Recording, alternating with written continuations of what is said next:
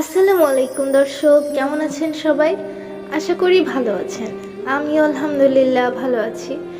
আজকের ভিডিওর আলোচ্য বিষয় হচ্ছে মানুষের ছদ্মবেশে হযরত জিবরাইল আলাইহিস সালামের আগমন এবং রাসূল পাক সাল্লাল্লাহু আলাইহি সাল্লামের সাথে সাক্ষাৎ। তো চলুন দর্শক, কথা না বাড়িয়ে শুরু করা যাক আজকের ভিডিও। হযরত আবু হুরায়রা রাদিয়াল্লাহু এবং হযরত ওমর রাদিয়াল্লাহু হতে বর্ণিত আছে, তারা বলেন, আমরা মহানবী রাসূল পাক সাল্লাল্লাহু আলাইহি সাল্লামের দরবারে উপস্থিত ছিলাম। হঠাৎ এক ব্যক্তি সেখানে এসে উপস্থিত হলো। তার পরনের বস্ত্র ছিল সাদা ধবধবে এবং চুলগুলো ছিল কালো রঙের। তার মধ্যে সফরের ক্লান্তির কোনো আলামত ছিল না। আমাদের মধ্যে কেউ তাকে চিনত না। সে এসেই রাসূল পাক সাল্লাল্লাহু আলাইহি সাল্লামের হাত দুটো ধরে সম্মুখে বসে পড়ল এবং প্রথমেই জিজ্ঞেস করল, হে মুহাম্মদ, ইসলাম কাকে বলে? হযরত রাসূল পাক সাল্লাল্লাহু আলাইহি সাল্লাম উত্তরে বললেন, ইসলামের মূল বক্তব্য হলো ইবাদতের উপযুক্ত একমাত্র আল্লাহ পাক এবং হযরত মুহাম্মদ সাল্লাল্লাহু আলাইহি সাল্লাম তার সত্য রাসূল এ কথা বিশ্বাস করা, নামাজ পড়া, যাকাত আদায় করা, রমজান শরীফে রোজা রাখা এবং সামর্থ্য থাকলে হজ সম্পাদন করা। মহানবী হযরত রাসূল পাক সাল্লাল্লাহু আলাইহি সাল্লামের উত্তর শুনে আগন্তুক বললেন, আপনি সত্য বলেছেন।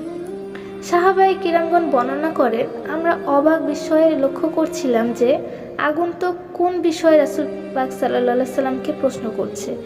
তার অর্থ সেই বিষয়টি তার জানা নেই, অথবা রাসূল পাক সাল্লাল্লাহু আলাইহি সাল্লামের কাছে সত্যতা যাচাই করছে। আমাদের কাছে ব্যাপারটি কেমন যেন খটকা লাগলো। আগন্তুক পুনরায় জিজ্ঞেস করল, হে মুহাম্মদ সাল্লাল্লাহু আলাইহি সাল্লাম, আমাকে বলুন ঈমান কাকে বলে? রাসূল পাক সাল্লাল্লাহু আলাইহি সাল্লাম পুনরায় উত্তর দিলেন, ঈমান হলো আল্লাহ পাকের উপর বিশ্বাস স্থাপন করা, তার ফেরেশতা, কিতাব, সকল আম্বিয়া কিরাম, কিয়ামত দিবসের পুনরুত্থান এবং ভালো মন্দ তকদিরের উপর নির্ভরশীল এ বিষয়ের উপর বিশ্বাস স্থাপন করা। আগন্তুক ব্যক্তি বলল, আপনি সত্য বলেছেন। এরপর পুনরায় জিজ্ঞেস করল, ইহসান কাকে বলে? মহানবী রাসূল পাক সাল্লাল্লাহু আলাইহি সাল্লাম বললেন, এমনভাবে আল্লাহ পাকের ইবাদত করা যেন তাকে তুমি দেখতে পাচ্ছ। এতটা সম্ভব না হলে অন্তত আল্লাহ পাক তোমাকে দেখছে, মনের মধ্যে এরকম ভাব সৃষ্টি করা। আগন্তুক ব্যক্তি বলল, আপনি সত্য বলেছেন। অতঃপর শেষবারের মতো সে আবার জিজ্ঞেস করল, কিয়ামত কবে আসবে? রাসূল পাক সাল্লাল্লাহু আলাইহি সাল্লাম জবাবে বললেন, এ বিষয়ে তোমার চেয়ে বেশি আমার জানা নেই, অর্থাৎ এক্ষেত্রে উভয়ের ধারণা সমান। আগন্তুক এবার বলল, কিয়ামতের নিদর্শন সমূহ বর্ণনা করুন। রাসূল পাক সাল্লাল্লাহু আলাইহি সাল্লাম উত্তর দিলেন, দাস দাসীরা তাদের মনিব জন্ম দিতে শুরু করবে।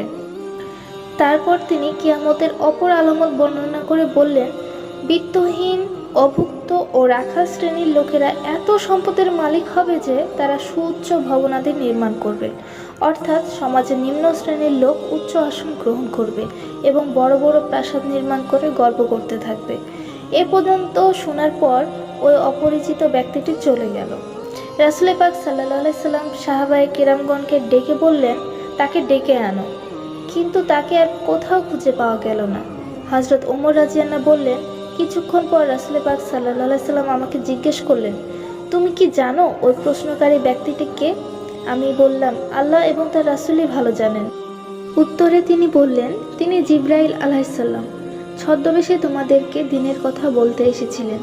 হযরত মুহাম্মদ সাল্লাল্লাহু আলাইহি সাল্লামের দরবারে মানুষের দূরত্বে ফেরেশতাদের আগমন নিঃসন্দেহে তার একটি মুজিজা।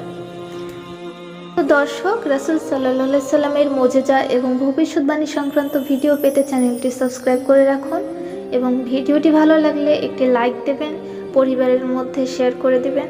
সবাই ভালো থাকবেন, সুস্থ থাকবেন। আল্লাহ হাফেজ।